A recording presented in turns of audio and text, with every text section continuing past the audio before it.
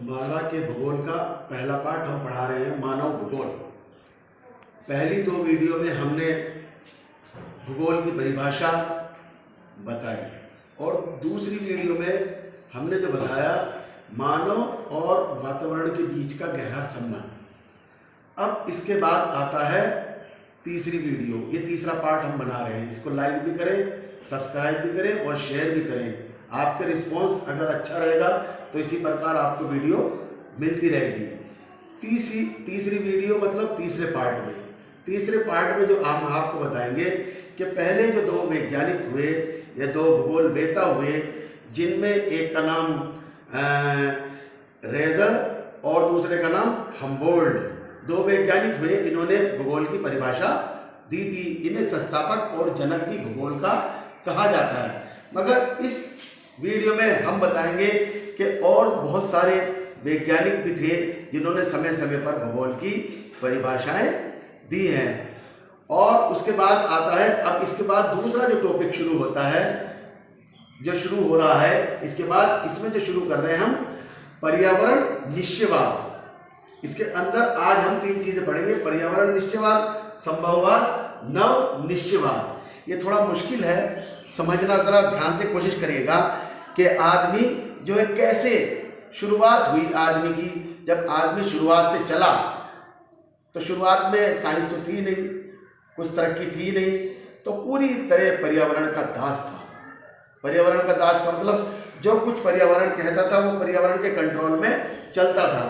पर्यावरण उस पर नियंत्रण किए था। पर्यावरण जैसे चाहता था वैसे चलता था। इसको जो कहा गया मानव का प्राकृतिकरण। मानव का प्राकृतिकरण मतलब मानव एक तरह से प्रकृति का गुलाम था। सब चीजें वो अपनी मर्जी से कुछ नहीं करता था। जो प्रकृति थी उसी के हिसाब से अपने को एडजस्ट करता था। इसी को कहा गया पर्यावरण निश्चयवाद। पर्यावरण निश्चयवाद का मतलब पुराने ज़माने में, आदम के ज़माने में, ये पुराने ज़माने से जो चला आ रहा, उसमें आदमी पूरी तरह से पर्यावरण के कंट्रोल में था। मतलब पर्यावरण जो चाहता था पर्यावरण के हिसाब से अपने को एडजस्ट करता था, पर्यावरण के हिसाब से अपने चलता था। इसी को जर्मनी के भूगोलवेताओं ने पर्यावरण निश्चयवाद कहा। अब कहानी थोड़ी सी बदलने लगी। जैसे जैसे समय बदला वैसे वैसे आदमी तरक्की करने लग गया और आदमी के अंदर साइंस आने लगी। साइंस, विज्ञान, तकनीक उसके अंदर आने लगी। तो आदमी प्रकृति का गुलाम न रह के अब आदमी ने अपना शुरू कर दिया। मतलब पर्यावरण के अंदर बदलाव शुरू कर दिया।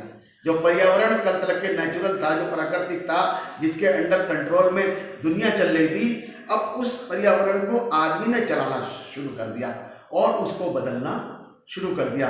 आज देखिए, आज पर्यावरण आप देखें, जाके बाहर देखें, जो 100-200 साल पहले वाला जैसा पर्यावरण था आज वैसा नहीं दिखाई देता।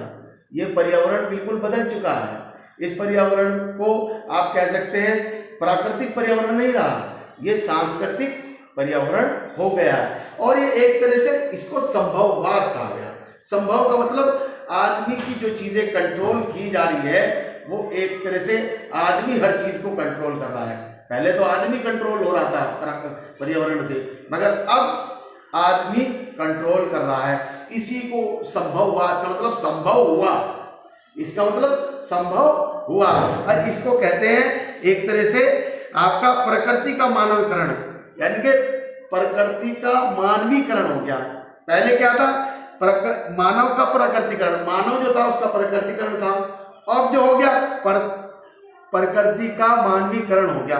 इसको संभववाद कहते हैं। यानी कि प्राकृतिक शक्तियों की अपेक्षा मानव एक शक्तिशाली हो गया है। मानव जो चाहता है वो कर सकता है, वो कर रहा है, आप देख रहे हैं चारों तरफ से। मगर इसके बाद एक तीसरी थ्योरी आई जो पर्यावरण में, तो पर्यावरण को सुपर माना, संभववाद में आदमी को सुपर माना।